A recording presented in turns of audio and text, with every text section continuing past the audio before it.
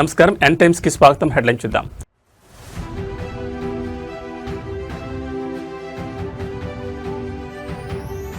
రాయలసీమ పర్యటనలో మంత్రి Nara Lokesh busy. Vidya, IT రంగాల బలోపేతమే లక్ష్యం.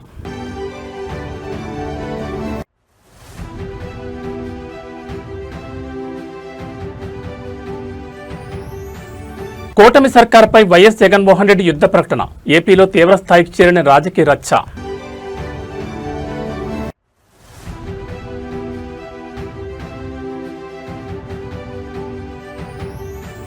బీఆర్ఎస్ హయాం ఆర్థిక లొసుగులపై సీఎం రేవంత్ రెడ్డి ఫైర్. ఆధారాలతో సహా ఎండగట్టిన ముఖ్యమంత్రి.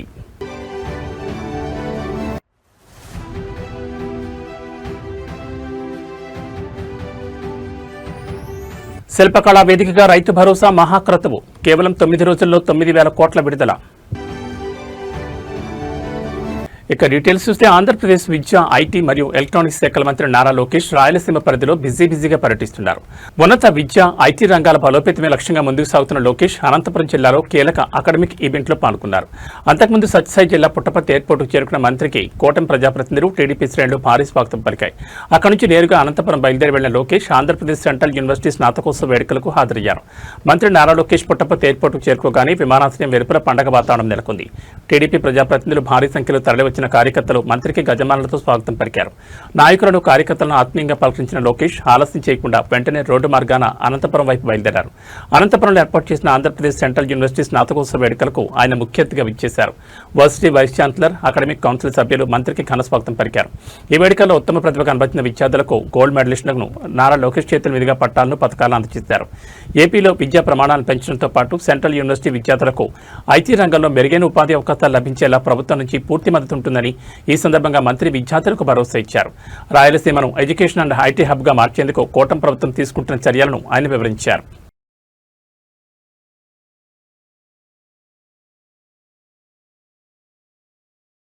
ఆంధ్రప్రదేశ్లో లా అండ్ ఆర్డర్ వ్యవహారం మరియు సోషల్ మీడియా అరెస్టుల పర్వం ఇప్పుడు తీవ్ర స్థాయిలో పొలిటికల్ హీట్ పెంచుతోంది.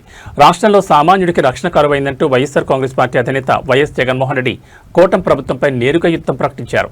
ఈరోజు రాష్ట్రంలో పోలీస్ స్టేషన్కి వెళ్తే న్యాయం జరుగుతుంది అన్న నమ్మకం ప్రజల్లో పూర్తిగా సన్నగిల్లిపోతోందని ఆయన ఆవేదన వ్యక్తం చేశారు. ప్రస్తుత పరిస్థితుల్లో పోలీస్ స్టేషన్ల వైపు వెళ్లాలంటేనే సామాన్యులు భయపడే వాతావరణాన్ని సృష్టించారని మండిపడ్డారు. గత కొన్ని రోజులుగా ఏపీలో జరుగుతున్న వరుస పరిణామాలు, సోషల్ మీడియా యాక్టివిస్టుల అరెస్టులపై YS Jaganmohan Reddy point to point విరుచుకుపడ్డారు. ఉమ్మడి రాష్ట్రంలో ఎన్నడూ లేని విధంగా మీడియా స్వేచ్ఛను హరిస్తున్నారని ఆయన ధ్వజమెత్తారు. ప్రభుత్వ లోపాలను ఎండగడుతూ ప్రజా సమస్యలను ప్రశ్నిస్తున్న జర్నలిస్టులను మరియు సోషల్ మీడియా యాక్టివిస్టులను అక్రమంగా అరెస్టులు చేయిస్తూ భయాందోళన గురిచేస్తున్నారని జగనన్న తీవ్రస్థాయిలో మండిపడ్డారు. రెడ్ బుక్ రాజ్యాంగం అమలు చేస్తూ ప్రతిపక్షాలు గొంతు నొక్కేయాలని చూస్తూ ఊరుకోబోమని హెచ్చరించారు. బాధితులకు అక్రమ కేసుల్లో ఇరుక్కున్న మీడియా సైనికులకు వైఎస్ఆర్సీపీ లీగల్ సెల్ ఎల్లప్పుడూ అండగా ఉంటుందని, ఈ అరాచకాలపై ప్రజా కోర్టులో తేల్చుకుంటామని జగన్ చేసిన వ్యాఖ్యలు ఇప్పుడు ఏపీ పొలిటికల్ కారిడార్లో పెను దుమారం రేపుతున్నాయి. ఈరోజు రాష్ట్రంలో రాజ్యం ఏలుతా ఉంది. పోలీస్ స్టేషన్లకు వెళ్తే న్యాయం జరుగుతుందన్న నమ్మకం ఈరోజు ఎక్కడా కూడా సన్నగిల్లిపోయింది. ఈరోజు రాష్ట్ర ప్రజల పరిస్థితి ఏమిటి అని అంటే, పోలీస్ స్టేషన్లకు పోవాలంటే భయపడే పరిస్థితిలోకి ఈరోజు రాష్ట్ర ప్రజలు వచ్చిన పరిస్థితులు ఈరోజు రాష్ట్రంలో కనిపిస్తూ ఉన్నాయి. ఒకసారి గమనిస్తే ఇవన్నీ కూడా యాదృచ్ఛికంగా జరిగినవి కావు. ఈ పరిస్థితి ఈ మాదిరిగా తయారైంది. ఈ మాదిరిగా పరిస్థితి తయారు కావడానికి కారణం ఏమిటి అని అంటే, చంద్రబాబు గారు తాను చేస్తూ ఉన్న దోపిడీని, అవినీతిని, దుర్మార్గపు పరిపాలనను, తాను మోసం చేసిన తెలంగాణ రాష్ట్ర ఆర్థిక పరిస్థితి, గడిచిన 10 ఏళ్ల కాలంలో జరిగిన అప్పుల నిర్వహణపై ముఖ్యమంత్రి యనమల రేవంత్ రెడ్డి మరోసారి విరుచుకుపడ్డారు. గత గులాబీ ప్రభుత్వం ప్రచారం చేసుకున్న మిగులు బడ్జెట్, అప్పులు లేని రాష్ట్రం అనే వాదనలోని లొసుగులను ఆయన ఆధారాలతో సహా ఎండగట్టారు. అప్పులు లేవన్న బీఆర్ఎస్ హయాంలో 7 లక్షల మంది ఉద్యోగుల జీతాలు కూడా వాయిదాలో వచ్చాయి. ఇదే వాళ్ళు చెప్పిన బంగారు తెలంగాణ అసలు కథ అంటూ సీఎం రేవంత్ రెడ్డి చేసిన తాజా వ్యాఖ్యలు ఇప్పుడు పొలిటికల్ సర్కిల్స్లో తీవ్ర దుమారం రేపుతున్నాయి. తెలంగాణ సెక్రటరియట్ వేదికగా జరిగిన తాజా సమీక్ష సమావేశంలో ముఖ్యమంత్రి రేవంత్ రెడ్డి గత ప్రభుత్వ ఆర్థిక విధానాలపై తీవ్ర స్థాయిలో మండిపడ్డారు. గత హయాంలో ప్రగతి భవన్ చుట్టూ అల్లికలు చేసిన అబద్ధాల కోటలు ఇప్పుడు ఒక్కొక్కటిగా బద్దలవుతున్నాయని ఆయన వ్యాఖ్యానించారు. రాష్ట్రాన్ని అప్పుల ఊబిలోకి నెట్టేసి బయటకు మాత్రం అప్పులు లేవని కలరంగిచ్చారని దుయ్యబట్టారు. రాష్ట్రంలో ఉన్న సుమారు 7 లక్షల మంది ప్రభుత్వ ఉద్యోగులు పెన్షనర్లకు గత ప్రభుత్వ హయాంలో ప్రతి నెల 1వ తేదీన కాకుండా వాయిదాల పద్ధతిలో టోకెన్ల రూపంలో జీతాలు ఇచ్చే దుస్థితి తెచ్చారని రేవంత్ రెడ్డి గుర్తు చేశారు. ఆఖరికి జీతాల కోసం ఉద్యోగులు రోడ్డెక్కే పరిస్థితి తీసుకురావడమేనా వారు చెప్పిన బంగారు తెలంగాణ అసలు కథ అంటూ తీవ్రంగా నిలదీశారు. తాము అధికారంలోకి వచ్చిన తర్వాత ఆర్థిక ఇబ్బందులు ఉన్నప్పటికీ ఉద్యోగుల సంక్షేమానికి ప్రాధాన్యత ఇస్తూ ప్రతి నెల 1వ తేదీనే జీతాలు అందేలా పటిష్ట చర్యలు తీసుకుంటున్నామని, ఉద్యోగుల పక్షపాత ప్రభుత్వం తమదని సీఎం రేవంత్ రెడ్డి ఈ సందర్భంగా స్పష్టం చేశారు. ఎన్నికల సందర్భంగా 6 లక్షల కోట్ల రూపాయల అప్పు ఉందని మేమంటే కాంగ్రెస్ అబద్ధాలు చెప్తుంది. 4 లక్షల కోట్ల అప్పు కూడా లేదని బుకాయించే ప్రయత్నం చేశాడు. సరే అరాకొరా ఏమైనా చంద్రశేఖరరావు గారు అప్పు చెప్తుండేమో అని బాధ్యత చేపట్టిన తర్వాత ఆర్థిక మంత్రిగా బాధ్యత తీసుకున్న బట్టి విక్రమార్క గారికి మొట్టమొదటి మంత్రివర్గ సమావేశంలో నేను ఒక మాట చెప్పిన, మంత్రులందరి అనుమతితో అసలు పూర్తిగా మన రాష్ట్రం ఎంత అప్పు ఉంది, ఏ విధమైన అప్పు ఉంది, ప్రభుత్వం ప్రత్యక్షంగా తెచ్చుకున్న అప్పేంది, వివిధ కార్పొరేషన్ల మీద తెచ్చుకున్న అప్పేంది, వివిధ శాఖల మీద తీసుకొచ్చిన అప్పేంది, ఎన్ని రకాల అప్పులు తెలంగాణ రాష్ట్ర ప్రభుత్వం మీద ఉన్నాయో లెక్కలు తీయండి. ఆర్థిక శాఖలో పనిచేస్తున్న అధికారులను పిలిచి కూర్చోబెట్టండి.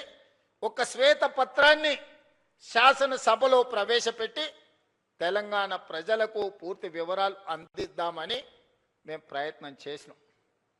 ఇక తవ్వుతున్న కొద్దీ గుట్టల కొద్దీ అప్పులు బయటపడ్డాయి.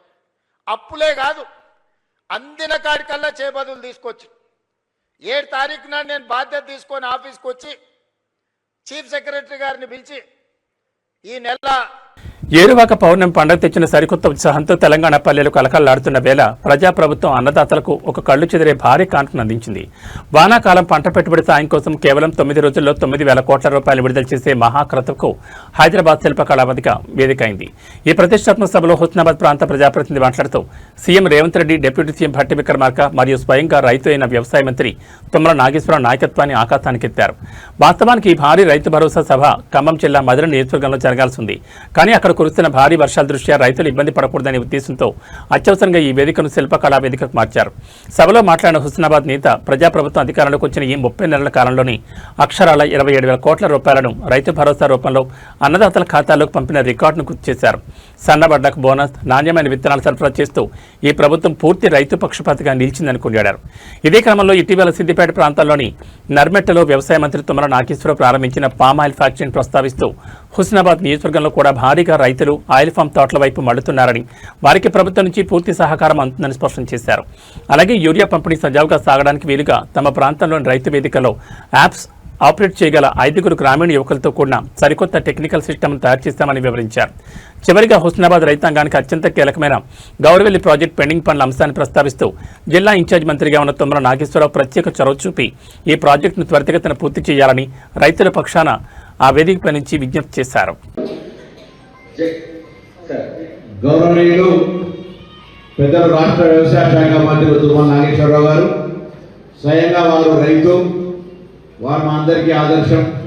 వారు అదేవిధంగా ఈరోజు రైతు భరోసాను మళ్ళీ ఈ సీజన్కు, వానాకాల సీజన్కు 9 రోజుల్లో 9,000 కోట్లు వేయడానికి విచ్చేసినటువంటి గౌరవ ముఖ్యమంత్రి శ్రీ రేవంత్ రెడ్డి గారు, అదేవిధంగా ఉప ముఖ్యమంత్రి శ్రీ భట్టి విక్రమార్క గారు, సహచర మంత్రులు, పెద్దలు గౌరవనీయులు వ్యవసాయ కమిషన్ చైర్మన్ కోదండ రెడ్డి గారు, గౌరవ సహచర పార్లమెంట్ సభ్యులు మాజీ పెద్దలు కౌన్సిల్ చైర్మన్ సుఖర్జన్ రెడ్డి గారు, మిగతా అక్కడ ఉన్నటువంటి ప్రజాప్రతినిధులు, రైతులు, మిగతా రైతు వేదికలో ఉన్నటువంటి రైతులందరికీ కూడా నిన్ననే ఏరువాక పౌర్ణమి ప్రారంభమైంది. మరి ఇటువంటి పరిస్థితుల్లో రైతులకు బాసటగా ఉండాలని ప్రభుత్వం ఈరోజు ఈ కార్యక్రమాన్ని, మరి రైతు భరోసా కార్యక్రమాన్ని తీసుకోవడం జరిగింది. వాస్తవంగా ఖమ్మంలో జరగాల్సినప్పటికీ అక్కడ ఉన్నటువంటి వర్ష పరిస్థితి దృష్ట్యా మరి ఆ యొక్క సభను ఇక్కడికి మార్చినారు. గౌరవ ఉప ముఖ్యమంత్రి గారు వచ్చేసారు, వారికి కూడా స్వాగతం తెలియజేస్తూ ఈరోజు తప్పకుండా తెలంగాణ ప్రజాపాలన ప్రభుత్వ అధికారులకు వచ్చిన పెద్దలు వాకిలి శ్రీహరి గారు కూడా స్వాగతం.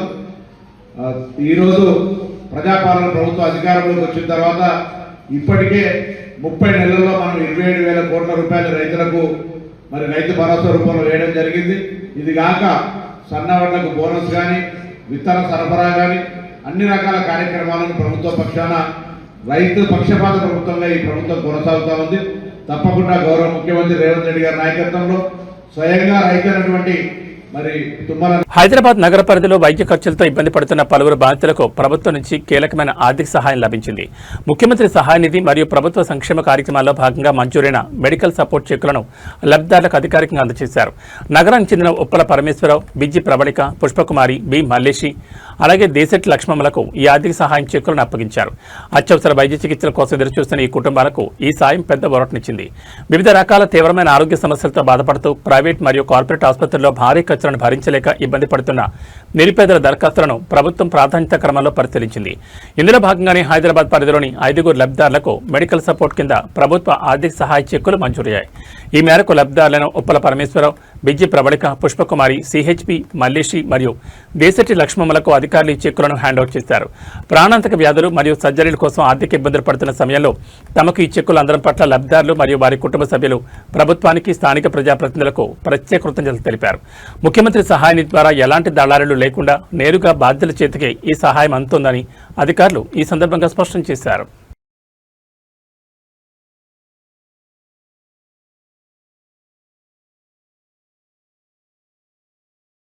ప్రజాస్వామ్యంలో నిరుపేదలు తమ సమస్యలను ఉన్నతాధికారుల దృష్టికి తీసుకెళ్లడం కూడా నేరమేనా? అండగా నిలవాల్సిన ప్రభుత్వ యంత్రాంగం, రక్షణగా ఉండాల్సిన పోలీస్ వ్యవస్థే భక్షకులుగా మారితే సామాన్యుడు ఎక్కడికి వెళ్ళాలి? నాగర్ కర్నూలు జిల్లాలో సామాన్య సమాజం తలదించుకునేలా ఒక అత్యంత దారుణమైన పోలీసుల దాష్టికం కలకలం రేపుతోంది. తనకి ఇందిరమిల్లు కావాలని పర్యటనకు వచ్చిన కలెక్టర్ కాళ్ల మీద పడి వేడుకున్నాడని ఒకే ఒక కారణంతో ఒక నిరుపేద బాధితుడిని పోలీస్ స్టేషన్కి తరలించి కాకేలు విచక్షణారహితంగా కొట్టారు. నాగర్ కర్నూలు జిల్లా పెంట్లవెల్లి మండలం జట్టప్రోలు గ్రామంలో యంగ్ ఇండియా స్కూల్ పనులను పరిశీలించేందుకు జిల్లా కలెక్టర్ హేమంత్ కిషోర్ పాటిల్ వెళ్లారు. కలెక్టర్ వస్తున్నారని తెలిసి ఎలాగైనా తన నిరుపేద స్థితిని వివరించి ఇందిరమిల్లు సాధించుకోవాలని అదే గ్రామానికి చెందిన కాటికే నారాయణ అనే వ్యక్తి అక్కడికి చేరుకున్నాడు. కలెక్టర్ వాహనం దిగ్గానే నేరుగా ఆయన కాళ్ళ మీద పడి తనను ఆదుకోవాలని, ఇల్లు మంజూరు చేయాలని తీవ్రంగా వేడుకున్నాడు. అయితే ఈ ఘటనతో కలెక్టర్కు తీవ్ర అవమానం జరిగిందని భావించిన స్థానిక కాంగ్రెస్ నాయకులు బాధితులపై కక్ష కట్టారు. వారి ఆదేశాల మేరకు రంగంలో దిగిన పోలీసులు అదే రోజు సాయంత్రం నారాయణను బలవంతంగా పోలీస్ స్టేషన్కి తరలించారు. ఎందుకు కొడుతున్నారు సార్, నా తప్పేంటి అని నారాయణ పోలీసులను అడిగితే, నీ వల్ల కలెక్టర్కి అవమానం జరిగింది, ఎంత ధైర్యం నీకు అంటూ లాఠీలతో దారుణంగా చితకబాదారు. ఒళ్లంతా వాతలు పడేలా పోలీసులు చేసిన ఈ అనాగరిక దాడిపై బాధితుడు మరియు అతని కుటుంబ సభ్యులు తీవ్ర ఆవేదన వ్యక్తం చేస్తున్నారు. అడిగితే కాలు పట్టుకున్నాడని కొట్టించండి పోలీస్ స్టేషన్ కొట్టించి మన వాళ్ళు వైపు తీసుకొచ్చి అయితే మళ్ళీ ఏమైంది, నేను ఇంట్లో పండుకున్నాక లోపల తీసుకుపోయి నాకు ఊదిచ్చాను. లోపలికి ఊదిచ్చు సార్, బయట లోపల ఊదడం కరెక్ట్ కాదు, ఇది బయట ఊదియండి, నాకు బైక్ నడుచుకుంటూ ఊదియండి, కార్ నడుచుకుంటూ ఊదియని చెప్పిన. ఇది కథ, నన్ను కొట్టిండు.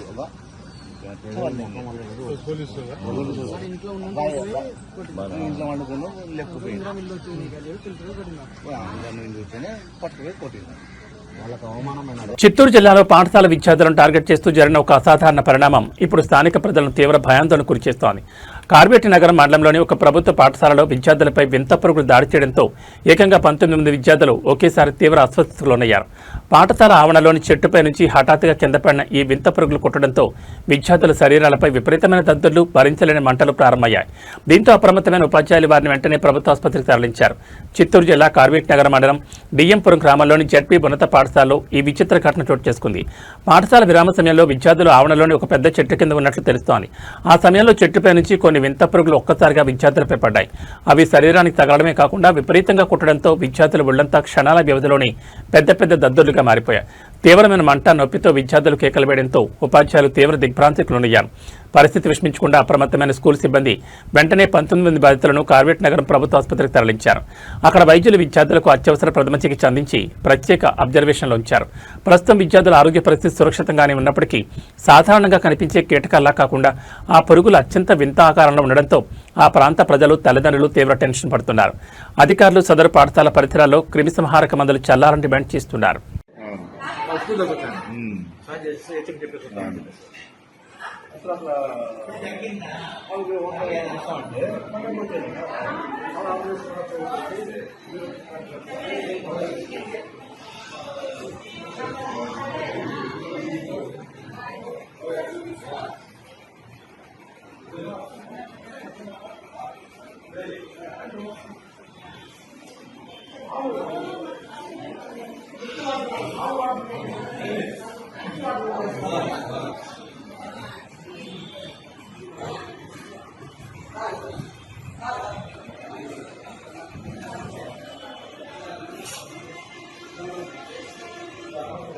తెలుగు రాష్ట్రాల్లో జర్నలిస్టుల భద్రత, మీడియా స్వేచ్ఛపై మళ్లీ పెనుదుమారం రేగింది. తెలంగాణకు చెందిన సీనియర్ జర్నలిస్ట్ కేబీ రెడ్డిని ఆంధ్రప్రదేశ్ పోలీసులు మరోసారి అక్రమంగా అరెస్ట్ చేశారు.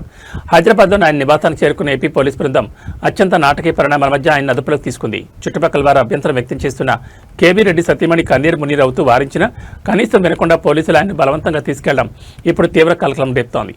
హైదరాబాద్లో ఉంటున్న తెలంగాణ జర్నలిస్ట్ కేబీ రెడ్డి నివాసానికి ఏపీ పోలీసులు భారీగా చేరుకున్నారు. కేబీ రెడ్డిని అదుపులోకి తీసుకునేందుకు ప్రయత్నించగా స్థానికులు, చుట్టుపక్కల వారు పోలీసులను గట్టిగా నిలదీశారు. అసలు ఏ కేసులో ఎందుకు అరెస్ట్ చేస్తున్నారో చెప్పాలని అడిగినా ఏపీ పోలీసులు సరైన సమాధానం చెప్పలేదు. కేవలం వారెంట్ ఉందంటూ భయాందోళన సృష్టిస్తూ బలవంతంగా ఆయన్ను వాహనంలోకి ఎక్కించే ప్రయత్నం చేశారు. ఈ క్రమంలో కేబీ రెడ్డి సతీమణి పోలీసులను అడ్డుకుని తీవ్ర ఆవేదనతో కన్నీరు పెట్టుకున్నారు. కనీసం తన భర్తను ఎక్కడికి తీసుకెళ్తున్నారు, ఏ పోలీస్ స్టేషన్ తరలిస్తున్నారో చెప్పాలని దీనంగా వేడుకున్నా కాకీలు ఏమాత్రం పట్టించుకోలేదు. చుట్టుపక్కల వారు అభ్యంతరం వ్యక్తం చేస్తున్న బేఖాతరు చేస్తూ జర్నలిస్ట్ కేబీ రెడ్డిని బలవంతంగా అదుపులోకి తీసుకుని అక్కడి నుంచి తరలించారు. ఏపీ పోలీసులు ఈ తీరుపై తెలంగాణ జర్నలిస్ట్ సంఘాలు తీవ్ర ఆగ్రహం వ్యక్తం చేస్తున్నాయి. ఎలాంటి ముందస్తు సమాచారం లేకుండా స్థానిక పోలీసులకు సమాచారం ఇవ్వకుండా హైదరాబాద్లోకి వచ్చి ఇలా జర్నలిస్టులను అక్రమంగా అరెస్ట్ చేయడం ఏంటని మండిపడుతున్నారు. మీరెవరు?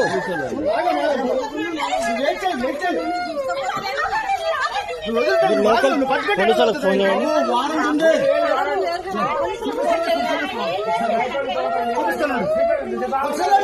పోలీసులకు ఫోన్ చేయండి.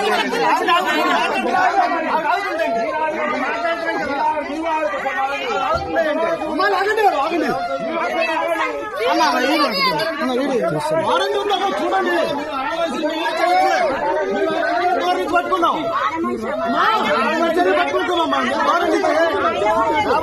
మామూలుగా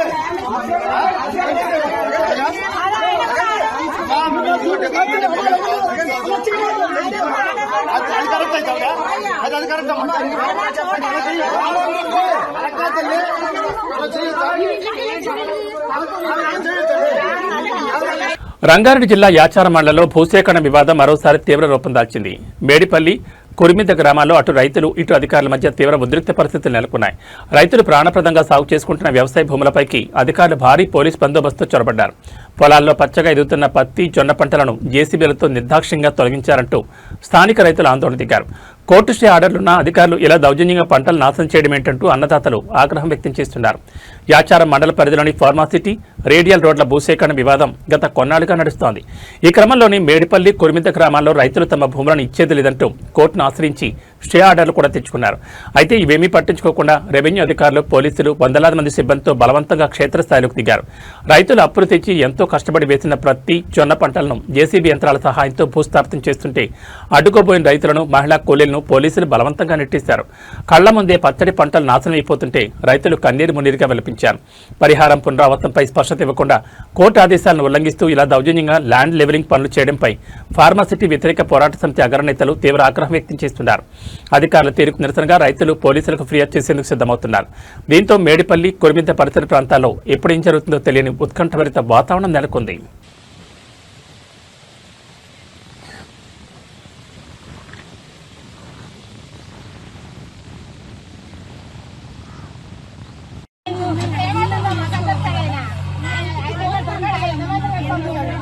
అక్కినేని అభిమానులు ఎప్పుడెప్పుడని వేయి కళ్ళతో ఎదురు చూస్తున్న Akhil Akkineni mass comeback loading అయిపోయింది. మురళీ కిషోర్ అబ్బూరు దర్శకత్వంలో సితారా ఎంటర్టైన్మెంట్స్ అన్నపూర్ణ స్టూడియోస్ సంయుక్తంగా నిర్మించిన లెనిన్ చిత్రం జూలై 10న థియేటర్లోకి రాబోతోంది.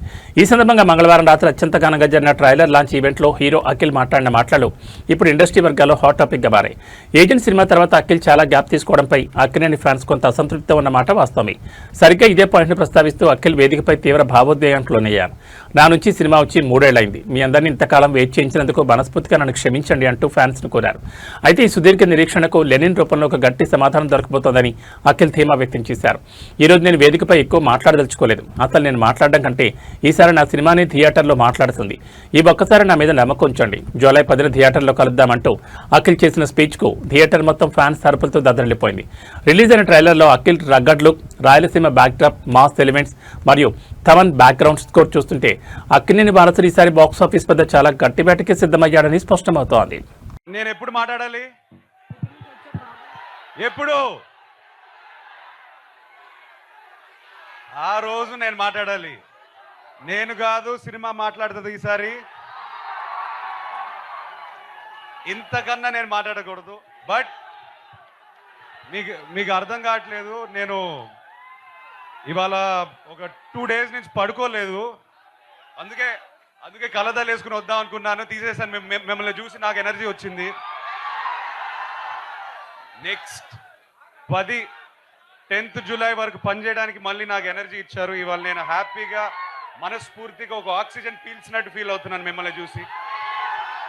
ఒక్కటే చెప్తాను, సారీ బ్రదర్, సారీ. 3 years అయింది వచ్చి.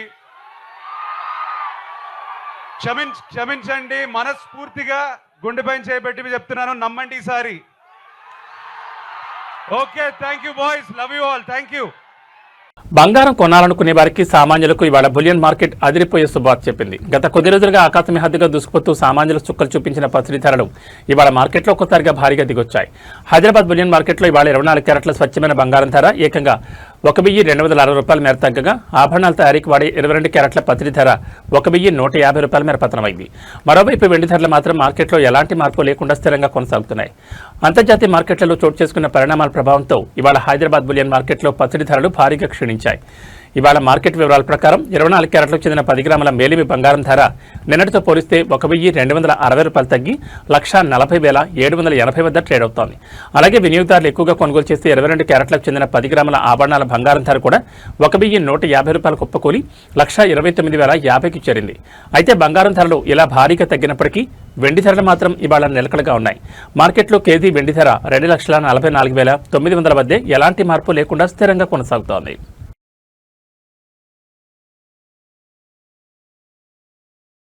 దేశంలో ఖరీఫ్ సాగు సీజన్ ముంచుకొస్తున్న వేళ రైతాంగానికి భారత వాతావరణ శాఖ తీవ్ర నిరాశ కలిగించే వార్త చెప్పింది.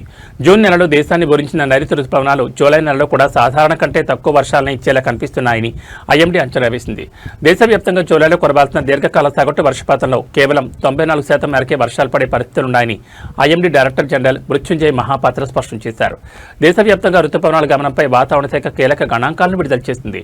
సాధారణంగా దేశంలో 1971 నుండి 2020 వరకు ఉన్న దీర్ఘకాల సగటు ప్రకారం జూలై నెలలో 280.4 మిల్లీమీటర్ల వర్షపాతం నమోదు కావాలి. కానీ ప్రస్తుత పరిస్థితుల వల్ల ఇందులో కేవలం 94% మేరకు వర్షాలు కురిసే అవకాశాలున్నట్లు వాతావరణ శాఖ తెలిపింది.